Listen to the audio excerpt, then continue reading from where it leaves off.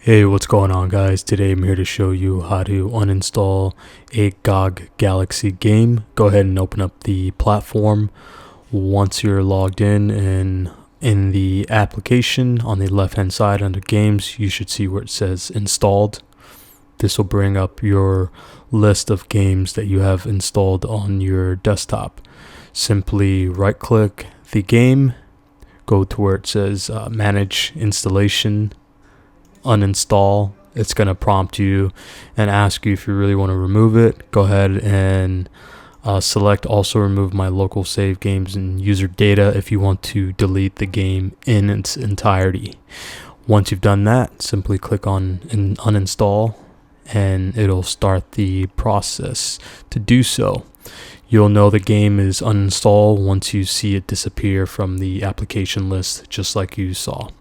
Thanks for watching. Be sure to like and subscribe to my channel.